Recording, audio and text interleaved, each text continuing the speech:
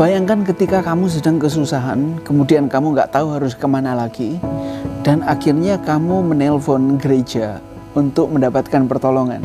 Tapi nyatanya, gereja tidak memberikan pertolongan. Ini adalah sosial eksperimen yang dilakukan oleh Nikali Munro. Dia seorang kreator konten di Amerika Serikat. Dia melakukan sosial eksperimen dengan menelpon puluhan gereja, berpura-pura menjadi ibu yang butuh susu formula untuk bayinya.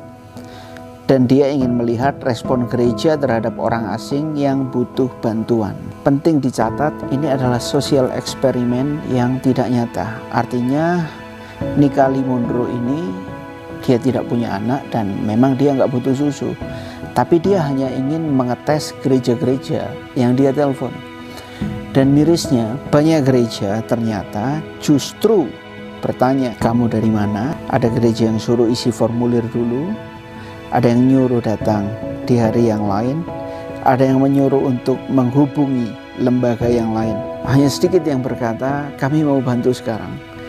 Ya memang ada banyak gereja yang mungkin pernah mengalami penipuan, ya. Ada yang minta bantuan.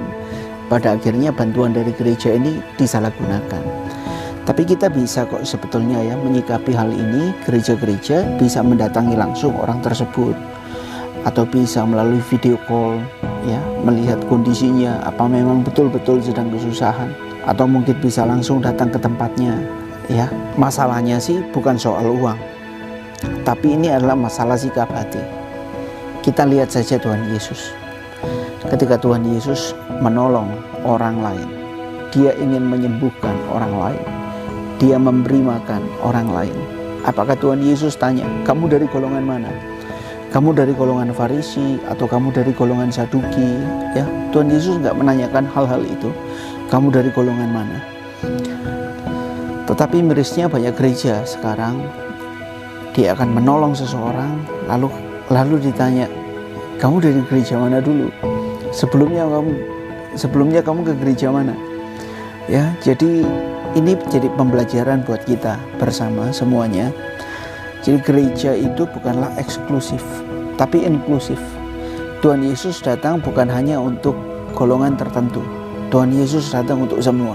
Dari hal ini kita bisa belajar bahwa gimana sih gereja itu bisa menjadi wajahnya Tuhan Yesus. Kan Tuhan Yesus sendiri mengatakan, hendaklah kamu jadi garam dan terang dunia. Justru dari kehidupan kita lah, gereja-gereja inilah, ya, gereja yang besar itu hanyalah bangunan.